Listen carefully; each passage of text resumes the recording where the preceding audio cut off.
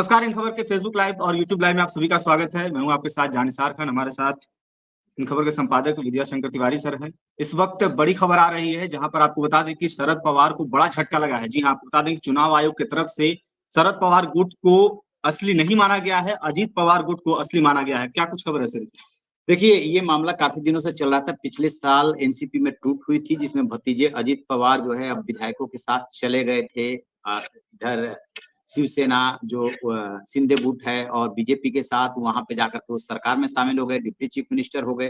खास बात ये रही कि जो शरद पवार के साथ प्रफुल्ल पटेल जैसे नेता, छगन भुजबल जैसे नेता थे, वो सब के सब पाला बदल करके इधर आ गए थे और ये सरकार में शामिल हो गए थे। इसके बाद सवाल ये उठ रहे थे कि असली एनसीपी कौन है। लिहाजा जब भी पार्टी का ऐसा मामला होता है तो पार्टी का रजिस्ट्रेशन होता है चुनाव आयोग के साथ। तो चुनाव आयोग में ये मामला गया, वहां पर ये मामला चल रहा था, दोनों पक्ष अपनी बातें कर रहा था। अब चुनाव आयोग ने अपना फैसला सुना दिया है कि जो अजीत पवार गुट है वही असली है। लिहाजा चुनाव चिन्ह जो घड़ी है उसके पास चला जाएगा। शरद पवार गुट को सिर्फ इतना ऑप्शन चुनाव आयोग ने दिया है कि कल बुधवार शाम तक जो जो आपसे मांगा जा रहा है वो सारी सूचनाएं आप उपलब्ध कराइए ताकि आपको अलग से चुनाव चिन्ह अलॉट किया जा सके। आखिरकार किस आधार पे ये होता है, चुनाव आयोग ने कैसे ये फैसला सुनाया, अब इस पे गौर करते हैं। आपको याद है ना, शिवसेना में जब टूट हुई थी तो एक गुट बना यूबीटी, शिवसेना यूबीटी, उद्धव बाला साहब ठाकरे, और दूसरा जो गुट बना वो एकनाथ शिंदे। तो यूबीटी को असली नहीं माना गया था, शिंदे को असली माना गया था शिवसेना। अब वो उधर ही चला गया था उनका तीर कमान। ये इसमें भी सेम कहानी हुई, सेम प्रोसेस। हाँ। अब कैसे होता है, कैसे ये डिसाइड होता है? क्योंकि देखिए, विपक्ष जो हारता है वो तो चुनाव आयोग पे आरोप लगा देता है। होता ऐसे है कि कितने चुने हुए आपके प्रतिनिधि हैं, चाहे वो राज्यसभा के सांसद हो, चाहे लोकसभा के सांसद हो, चाहे विधायक हो, चाहे विधान परिषद के सदस्य हो। तो सबसे पहले ये देखा जाता है कि चुने हुए प्रतिनिधि कितने परसेंट किस गुट के साथ है। दूसरा ये देखा जाता है कि जो पार्टी के संगठन पदाधिकारी हैं उनमें से बहुमत किसके साथ है। और तीसरा ये देखा जाता है कि पार्टी की जो संपत्तियां हैं वो किसके हक में है। ये तीन आधार जो है चुनाव आयोग देखता है, दोनों तरफ से मांगता है। और भी देखी जाती हैं चीजें, लेकिन ये तीन मुख्य हैं।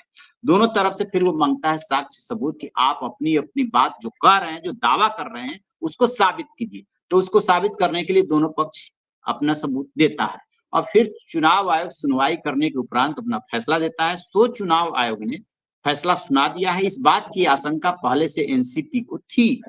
यही वजह है कि जो वहां महाअघाड़ी है, महाअघाड़ी में सीटों के बंटवारे को लेकर के जो मीटिंग चल रही थी उसमें एनसीपी बैकफुट पर थी। कौन सी? शरद पवार वाली।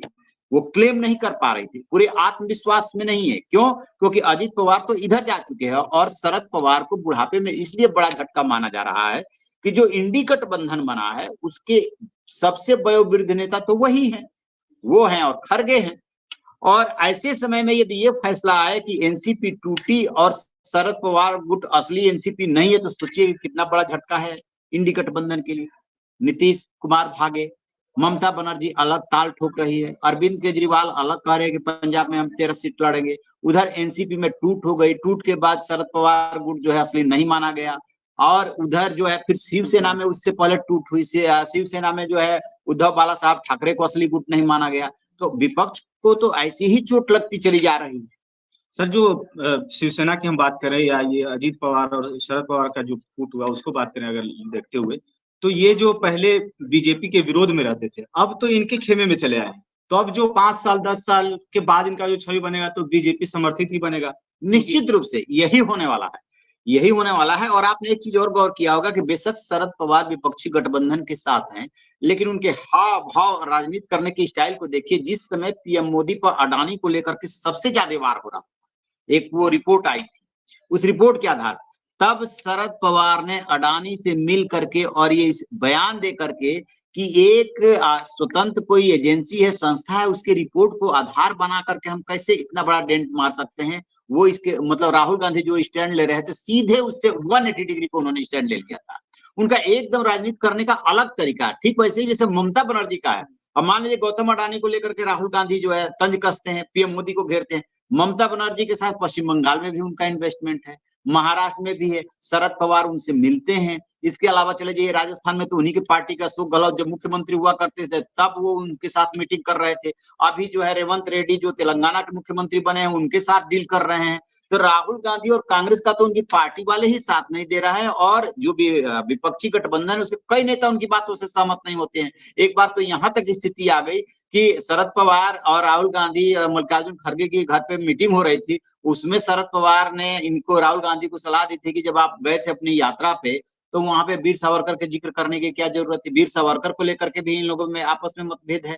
क्यों? क्योंकि वीर सावरकर को जिस नजरिए से राहुल गांधी और कांग्रेस देखती है उस नजरिए से एनसीपी और शिवसेना नहीं देखती है।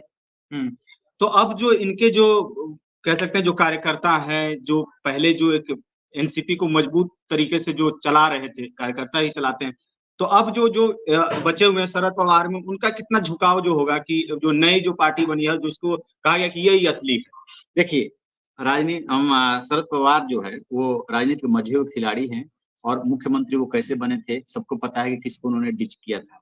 तो वही उनके साथ हो रहा है। जब कभी उन्होंने बसंत दादा पाटिल थे, ऐसा ही कुछ नाम था जो मुख्यमंत्री थे, उनको हटा करके ये बने थे, तो उनके साथ भी वही हुआ। ठीक है कि वो इस समय मुख्यमंत्री नहीं है लेकिन पार्टी अध्यक्ष थे। उम्र के आखिरी पड़ाव पे है, बहुत ज्यादा कुछ करने की स्थिति में नहीं है। असल जो उनके घर में लड़ाई है वो सुप्रिया सुले और अजीत पवार में लड़ाई है कि उत्तराधिकारी कौन होगा। अजीत पवार करना चाहते हैं महाराष्ट्र की राजनीति, सुप्रिया सुले को ये केंद्र की राजनीति में शिफ्ट करना चाहते थे, लेकिन एमिकेबली ये सेटल नहीं हो पाया। अंततः अजीत पवार जो है बगावत कर गए। एक बात तो ये भी कही जाती है कि अजीत पवार की पीठ पर भी चाचा का हाथ है, क्योंकि वो सीधे यू टर्न लेकर के नहीं इधर एंट्री मार सकते थे, तो अजीत पवार को जो है या सह दे दिया यूं कहे, या मौन धारण कर लिया यूं कहे। ये भी बात आई थी कि ऐसे कैसे जो है शरद पवार के सारे नजदीकी लोग चले गए अजीत पवार के साथ। दोनों हाथ में लड्डू वाली बात, दोनों हाथों में लड्डू वाली बात है। इसके अलावा पीएम मोदी से उनका अलग स्तर का एक अपना रिश्ता है। पीएम मोदी अभी भी उनका सम्मान करते हैं, बेशक शरद पवार पर भ्रष्टाचार के जितने आरोप हो, अजीत पवार पे भी भ्रष्टाचार के आरोप थे, लेकिन जैसे ही वो बीजेपी के साथ आए वो वाला सब बंद हो गया। और शरद पवार को लेकर के पीएम मोदी से जब ये मिले थे, ये भी बात बाहर आ चुकी है कि पीएम मोदी ने उनको क्या ऑफर दिया था। इस सारे सियासी झगड़ों के बावजूद उनके अच्छे रिलेशन है। तो शरद पवार भी गठबंधन में एक ऐसे नेता हैं जिनका आप कह सकते हैं कि पूरी तरीके से भरोसा नहीं किया जा सकता। अब देखिए कि इंडी गठबंधन जो बन रहा था उसमें भी शामिल हो रहे थे ये, अब इसका क्या कुछ निकलेगा, इस पर क्या कुछ प्रभाव पड़ने वाला है कुछ? क्योंकि इधर देखिए शिवसेना वाला जो है मामला वो भी निकल गया, इधर उद्धव का भी कुछ बयान आया है, तो ये हम आपके दुश्मन नहीं है, कुछ इस तरीके से उन्होंने बोला है। फर्क तो बहुत पड़ेगा, क्योंकि जैसा कि हम लोग कल जिक्र कर रहे थे, सारा खेल मनोबल का है। विपक्ष का मनोबल बुरी तरीके से डाउन है। ये जो फैसला आया है उससे शरद पवार गुट को बहुत बड़ा झटका लगा है। सुप्रिया श्रीनेत जो है पार्टी के में जो उनका उत्तराधिकारी बनना चाहती थी, उनको झटका लगा है कि जब पार्टी ही नहीं बची, सारे के सारे बड़े नेता विधायक सांसद इधर चले गए, तो फिर आप किसका वारिस बनेंगे, किस पार्टी पे कब्जा करेंगे, कैसे करेंगे। तो शरद पवार भी सोचने को मजबूर हो सकते हैं किसके साथ जाने में फायदा है। जब उधर से शिवसेना यूबीटी से ये बयान आ सकता है कि हम आपके दुश्मन नहीं है, इसका मतलब अंदर खाने कोई बात चल रही है, खेल चल रहा है क्या? क्योंकि ये सबको पता है कि शिवसेना और बीजेपी का लंबे समय तक गठबंधन रहा है, विचारधारा भी मेल खाती है। सिर्फ चीफ मिनिस्टर की कुर्सी को लेकर के बीच पड़ गया था, उसके बाद वो लोग भी जोश में थे, चले गए थे उधर। उनका उधर वैचारिक मेल उस तरीके का नहीं है नैसर्गिक कि आपका मेल खाता हो। मजबूरी में तीनों दल जो है एक हुए हैं, और इसी में दो दल में हो गए टूट। कांग्रेस का भी कोई भरोसा नहीं है। देख लीजिए बिहार में क्या स्थिति हो रही है कि जो है विधायक कहाँ शिफ्ट किए जा रहे हैं। महाराष्ट्र की ही क्या गारंटी, अभी मिलिंद देवड़ा जैसे नेता जो शिफ्ट हुए हैं उसे कांग्रेस को बहुत बड़ी चोट लगी है। वो उसके जो यंग लीडरशिप है उन्हें ये भरोसा ही नहीं हो रहा है कि हम कब सत्ता में आएंगे, हमारे भविष्य का क्या होगा। मुझे लगता है कि इन्हीं कारणों से उत्तराधिकारी की जो बात कर रहे हैं आप शरद पवार को लेकर, तो अजीत पवार भी शायद इंतजार ही कर रहे होंगे। बिल्कुल इंतजार, आखिर हमें कब कुर्सी मिले, और बीजेपी ने यहाँ पर गेम खेला और अजीत पवार को अपने पाले में खींच। याद कीजिए कि 2019 के नवंबर में जब सरकार बनी थी वहां पे शुरू में, तो रातों रात शपथ हुआ था जिसमें कि अजीत पवार जो है डिप्टी चीफ मिनिस्टर बने थे, और ये जो इस समय डिप्टी चीफ मिनिस्टर हैं फडणवीस, वो मुख्यमंत्री बने थे। बाद में वो गेम हो गया, पूरा परिवार एकजुट हो गया, फिर किसी तरीके से अजीत पवार को तोड़ करके लाया गया।